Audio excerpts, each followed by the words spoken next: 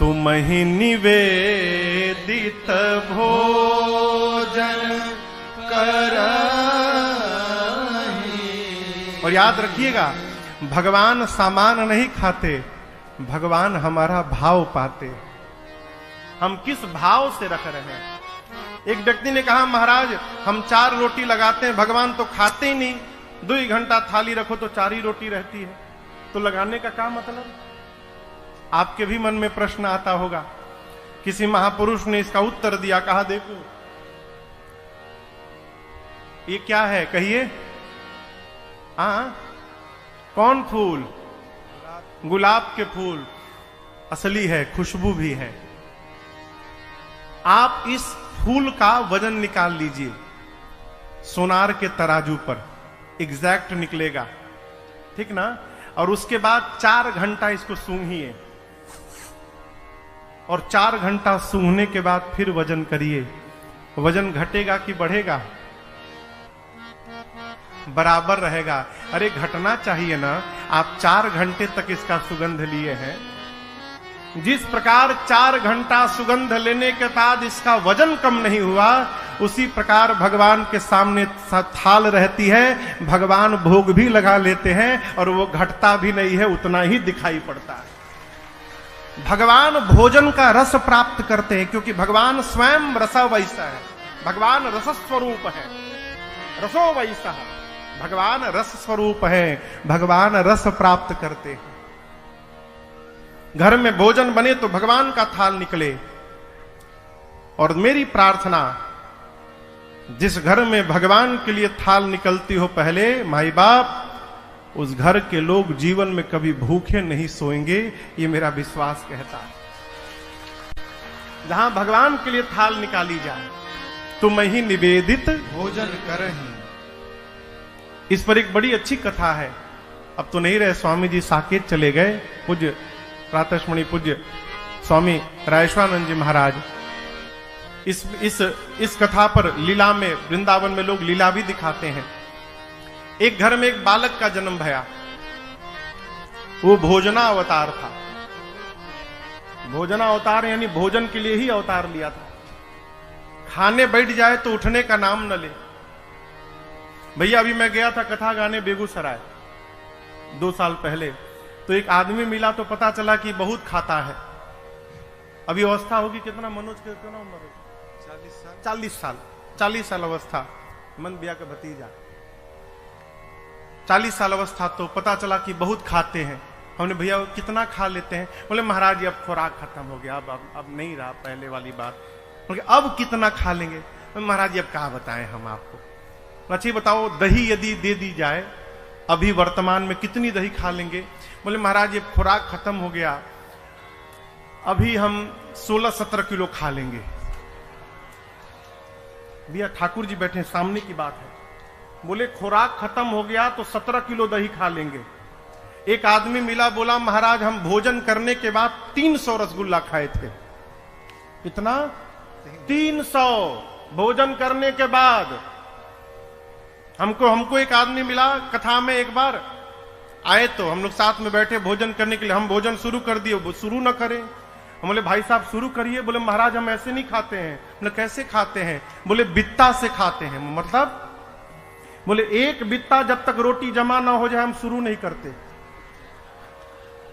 हमने कहा भैया इनको बाहर ले जाओ, बाहर ले जाकर बिठाओ, इनका जमा करो एक बित्ता। जब भोजन करके आए तो हम बोले ये क्या नियम है, फॉर्मूला एक बित्ता? बोले महाराज जी शुरू कर दें और बीच में रोटी खत्म हो जाए तो, इसलिए पहले हम अपन जमा कर लेते हैं एक बित्ता कि टेंशन ना रहे मिली कि ना मिली, तब शुरू करते। उसी प्रकार वो आदमी खाना शुरू कर दे तो रुकने का नाम न ले। घर वाले कहें अरे बीच में पानी भी पीते हैं, तो कहता था पहले बीच आवे तब न पिए। अभी बीच में पहुंचे कहां हैं हम? घर वाले अंत में त्रस्त होकर उसको निकाल दिए बाहर। बोले जाओ यहां से भगो, कोई काम धंधा नहीं, दिन भर खाते हो। बहुत खाता है। वो बोला बहुत नहीं खाता है, जितना मेरा खाता है उतना ही खाता है। खाता से अधिक कोई नहीं खाता। जिसके खाता में जितना लिखा है वो उतना ही खाता है। घर वाले जाए, बोले जाओ बाहर खाता खोलो, यहां तुम्हारा खाता बंद। अब चला अब कहां भोजन मिलेगा? तो देखा एक आश्रम के दरवाजे पर, मेन गेट पर एक मोटे ऊर्ध्वपुंड लगाए महात्मा, मोटे ताजे गेरुआ कपड़ा पहने महात्मा बैठे हैं। तो ये महात्मा नहीं दिखाई पड़ा, इसको शरीर दिखाई पड़ा। बोला इतने मोटे यानी बहुत खाते होंगे। तो गया प्रणाम करके बोला सरकार आपके इस तंदुरुस्ती का राज क्या है? तो बोले भीतर अनलिमिटेड है, कोई गिनने वाला नहीं है, जब तक मन करे तब तक खाओ। पूछा काम क्या करना पड़ेगा? बोले भीतर जाओगे तो माला मिलेगी, माला लेकर ऐसे ऐसे घुमाते रहना है बस। तो बोला कि एंट्री कैसे मिलेगी इसमें? तो बोले गुरुजी से दीक्षा लेनी पड़ेगी। बोला बस बस हम यही का पता ढूंढ रहे थे, हमको भीतर एंट्री कराइए बस। गया गुरुजी से दीक्षा मिली, वो भी चोला बदला, माला लिया। अब बोला ऐसा जगह तो धरती पर कहीं होगा, भर पेट खाओ, चकाचक माला लो, सो खाओ, कोई देखने वाला नहीं, खूब आनंद पूर्वक रहने लगा हो। लेकिन ये आनंद बहुत दिन नहीं रहा। एक दिन सुबह सुबह संध्या उपासना करके दौड़ा भोजनालय में, तो देखा ठन ठन गोपाल आज कुछ बना ही नहीं। पहुंचा गुरुजी के पास, कहा गुरुजी बाल भोग का समय हो गया। बोले कौन भोग? आज एकादशी है बेटा, आज कुछ नहीं बनेगा, आज उपवास करना पड़ेगा। बोला गुरुजी बनेगा कब? कल द्वादशी को। बोला गुरुजी हम एकादशी रही गए तो द्वादशी तक बचेंगे ही नहीं, हम भोजन के लिए साधु बने हैं, हम नहीं खाएंगे मर जाएंगे गुरुजी। तो गुरुजी बोले छे काम करो, यहां तो बनेगा नहीं, तुम राशन लेके जाओ, आश्रम के बाहर नदी किनारे जाओ, वहीं नहाओ, वहीं भोजन बनाओ, अब पाओ, वहीं पाकर आना, लेकिन राम जी को भोग लगा के तब खाना। बोला जी गुरुजी। गुरुजी बोले इसको 2 आदमी का राशन देना, बहुत खाता है ना, तो 1 आदमी का राशन में पेट भरेगा नहीं, 2 आदमी का राशन देना। 2 आदमी का राशन लेकर गया, स्नान किया, बनाया। गुरु जी की बात याद आई, राम जी को भोग लगाना है, लगा बुलाने, राम जी भोग लगा लीजिए। अरे राम आइए मेरे राम आइए, अब मेरे भोजन का भोग लगाइए। मेरे राम आइए, प्रभु राम आइए, मेरे भोजन का भोग लगाइए। हाँ मेरे भोजन का भोग लगाइए, मेरे भोजन का भोग लगाइए। आधी घंटा कहता रहा राम जी आइए भोग लगाइए, राम जी आइए भोग लगाइए, कोई आया ही नहीं। आवेश में आ गया, कहा आपको लग रहा हो कि आश्रम में मिलेगा, तो वहां ठन ठन गोपाल है, वहां के मारे मैं यहां आके बैठा हूं। भोग लगाना है तो आके भोग लगाइए, नहीं तो मैं शुरू हो जाऊंगा, मैं लगाने लगूंगा, दोबारा नहीं बुलाऊंगा। जैसे इस भाषा में बोला, उसके सामने भगवान प्रकट हो गए। लेकिन अकेले राम जी प्रकट नहीं भय, सीता राम जी दोनों लोग प्रकट हो गए। अब कहां उसको भगवान को देखकर नाचना चाहिए, उदास हो गया। क्यों उदास हो गया? 2 लोग का राशन लाया हूं, बुलाया था राम जी को, राम जी सीता जी को लेकर चले आए, यही 2 लोग भोजन कर लेंगे तो हमको क्या मिलेगा आज? कहा भोग लगाइए, हम तो आप ही को बुलाए थे केवल। भगवान बोले हम इनके बिना जाते कहां हैं, हम दोनों लोग साथ में ही आते हैं। भोग लगाए प्रभु और मैया, थोड़ा सा बचा, बेचारा खाया। कहा अगले एकादशी को भी आप दोनों लोग आएंगे ना?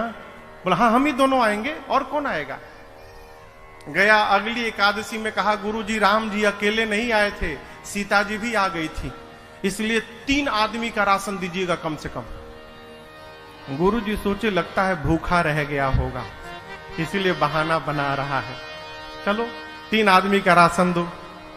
गया बनाया, बनाकर बुलाने लगा, मेरे राम आइए, मैया साथ लाइए, मेरे भोजन का भोग लगाइए। मेरे राम आइए, मैया साथ लाइए, मेरे भोजन का भोग लगाइए। भोजन का भोग लगाइए। जैसे बुलाया सीता जी, राम जी, लक्ष्मण जी तीनों प्रकट हो गए। जब सीता राम लक्ष्मण जी आ गए तो बोला ये कौन है? राम जी बोले मेरे भाई है, पिछली बार तो नहीं आए थे। राम जी बोले छूट गए थे। बोला ये भी खाएंगे? तो राम जी बोले आए हैं किस लिए? बोला बताए तो नहीं थे आपकी ये भी आएंगे। अब भगवान बोले भूल गया था। लक्ष्मण जी सोचे भगवान कहां लेके चले आए, इतना दिव्य मेरा सत्कार हो रहा है यहां पर। बोला आए हैं तो पाए। अब सीताराम लक्ष्मण जी पाए, फिर उसको थोड़ा सा बचा, आधा पेट पाया, गया गुरु जी के पास। अगली एकादशी में कहा गुरु जी अब की बार 5 लोगों का राशन दीजिएगा। दिमाग लगा लिया, 2 का ले गया था, 3 आए, 3 का ले जाऊं, कहीं 4 आ गए तो 5 का ले चलो। अगर 1 बढ़ा के भी लाएंगे तो हमको तो कम से कम मिलेगा। बोला गुरु जी अब की बार लक्ष्मण जी भी आए थे, हो सकता है इस बार और बढ़ा के चले आए, तो आप 5 लोगों का राशन दीजिए। गुरु जी बोले इतना तो नहीं खाएगा, लगता है ये राशन लेकर उधर बेचने लगा है, इसको रंगे हाथ पकड़ना पड़ेगा। बोले इसको 5 लोगों का राशन दो। पीछे से गुरु जी भी उसके चल पड़े। गुरु जी जाकर एक वृक्ष के पीछे छिप गए। वो गया, स्नान किया। आज स्नान करके भोजन नहीं बनाया, सामग्री रखी है, अब भोजन बनाए बिना बुलाने लगा। मेरे राम आइए, सीताराम आइए, भैया साथ लाइए, मेरे भोजन का भोग लगाइए। मेरे राम आइए, सीता साथ लाइए, मैया साथ लाइए, मेरे भोजन का भोग लगाइए, मेरे भोजन का भोग लगाइए, मेरे भोजन का भोग लगाइए। जैसे बोला राम जी आइए, सीताराम जी आइए, भैया को लाइए, प्रकट हो गए। कौन? राम जी, सीता जी, लक्ष्मण जी, भरत जी, शत्रुघ्न जी, हनुमान जी, सब लोग प्रकट हो गए। अब वो देखा, बोले अरे अरे अरे बस करिए, आज त्वत कर दिया, अपने आए बानर को भी साथ में लेकर आए हैं। भगवान बोले कहां भोजन? बोला बनाया ही नहीं हूं, सोचा पहले बुला कर देख लूं कितने लोग आ रहे हैं। भगवान बोले कब बनाओगे? बोले क्यों बनाऊं, 5 लोगों का राशन लाया हूं, आप 5 लोग आ गए हैं, एक बानर भी आया है, न जाने ये कितना खाएगा। जब बनाने के बाद हमको मिलेगा ही नहीं तो मैं मेहनत क्यों करूं? ये रहा सामने राशन, अपने बनाओ, भोग लगाओ, पाओ जाओ।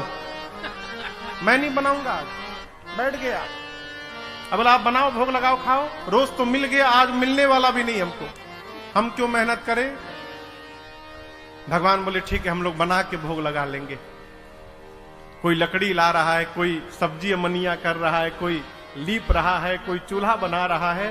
गुरु जी छिप के देख रहे थे। गुरु जी को कोई दिखाई न पड़े। गुरु जी बोले ये चेला बैठा कहां है, भोजन क्यों नहीं बना रहा है? गुरु जी आए, आकर कहे तुम बना क्यों नहीं रहे हो? 5 लोगों का राशन लाए हो, क्या इसमें भी तुम्हारा भूख नहीं जाएगा? बोला 5 लोगों का राशन दिखाई पड़ रहा है, यहां 5 लोगों के साथ एक बानर आया हुआ है, ये नहीं दिखाई पड़ रहा है आपको?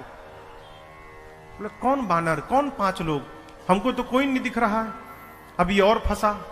बोला गुरुजी मानने को तैयार नहीं, इतने सारे लोग आए हैं यहां पर।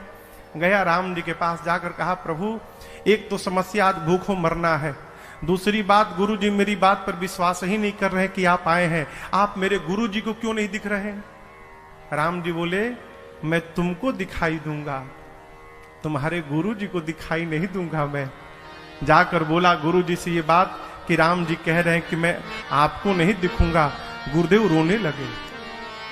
गुरु जी समझ गए कि इसको भगवान का दर्शन हो रहा है, लेकिन मेरी भक्ति आज तक उतनी नहीं पकी कि मुझे भी भगवान का दर्शन हो।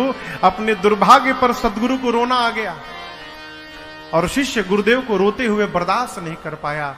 जाकर राम जी के चरणों को पकड़ लिया, कहा प्रभु मैं तो भोजन करने के लिए साधु बना था, मेरे गुरु जी तो कितने ज्ञानी हैं, धर्म भी जानते हैं, वेद भी जानते हैं, नियम से भी रहते हैं, उसके बाद भी आप मुझे दिखाई दे रहे हैं और मेरे गुरु जी को नहीं दिख रहे हैं। राम जी ने कहा, पुत्र सत्य है कि तुम्हारे गुरुदेव ज्ञानी हैं, लेकिन बेटे जितने सरल तुम हो ना, उतने सरल तुम्हारे गुरु जी नहीं हुए हैं, इसलिए मैं तुमको दिखाई दूंगा, तुम्हारे गुरु जी को नहीं दिखाई। भगवान के चरणों में गिर गया, कहा प्रभु मेरे लिए एक बार आप गुरु जी को दर्शन दीजिए। तो भगवान ने उनके गुरुदेव को भी दर्शन दिया, पंचायतन दरबार के साथ दर्शन दिया। ये क्या है?